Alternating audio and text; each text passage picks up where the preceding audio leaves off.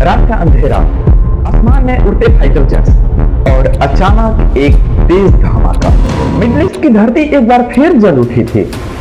यह कोई आम युद्ध नहीं था, यह ताकत, बदले और अस्तित्व की लड़ाई थी। एक शांत शहर, लोग अपने घरों में, बच्चे खेलते हुए, सब कुछ सामान्य लगता है। लेकिन अचानक एक सायरन बजने लगता है, लोग भागते हैं, आसमान की ओर देखते हैं और फिर एक के बाद एक मिसाइलें गिरने लगती है। पूरा शहर धुएं में बदल जाता है। यह कहानी आज से नहीं बल्कि दशकों पहले शुरू हुई थी, जब ईरान में 1979 की क्रांति हुई और एक नई सरकार ने जन्म लिया। उस दिन के बाद ईरान और इजराइल के बीच रिश्ते कभी सामान्य नहीं रहे। ईरान ने इजराइल को दुश्मन माना और इजराइल को डर था कि ईरान एक दिन परमाणु शक्ति बन जाएगा। अब यह कहानी में आता है दुनिया का सबसे ताकतवर देश अमेरिका। अमेरिका ने हमेशा इजराइल का साथ दिया और ईरान के खिलाफ सख्त रुख अपनाया। प्रतिबंध लगाए गए, आर्थिक दबाव बनाया गया, लेकिन तनाव कम होने के बजाय और बढ़ता गया।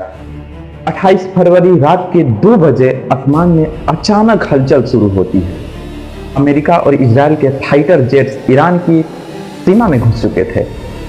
कुछ ही सेकंड में पहला बम गिरता है, फिर दूसरा, फिर तीसरा। ईरान के सैन्य ठिकाने, न्यूक्लियर साइट्स, सब कुछ निशाने पर था। इस हमले में ईरान को सबसे बड़ा झटका तब लगता है जब खबर आई कि उसका सबसे बड़ा नेता हमले में मारा गया। पूरा देश गुस्से से भर उठा, सड़कों पर लोग उतर आए, हर तरफ एक ही आवाज, बदला बदला बदला। अब बारी आई ईरान की। कुछ ही घंटों में ईरान ने अपने मिसाइल सिस्टम्स एक्टिव कर दिए। सैकड़ों मिसाइलें एक साथ आसमान में उठी। उसका निशाना था इजराइल और अमेरिका के ठिकाने। इजराइल के शहरों में सायरन गूंज उठे, लोग बंकर में छिप गए, लेकिन हर कोई बच नहीं पाया। मिसाइल घरों पर गिरे, इमारतें ढह गई, आग, धुआं और चीखें। पूरा शहर युद्ध का मैदान बन चुका था। अब यह युद्ध सिर्फ 2 देशों के बीच नहीं रह गया। लेबनान से हमले शुरू हो गए, गाजा से रॉकेट दागे जाने लगे, पूरे मिडिल ईस्ट आग में फैल चुकी थी। अब इस युद्ध का असर पूरी दुनिया पर पड़ने लगा। तेल की कीमतें आसमान छूने लगी, क्योंकि दुनिया का सबसे अहम रास्ता हॉर्मुज स्ट्रेट खतरे में, जहां से दुनिया का ज्यादातर तेल गुजरता है।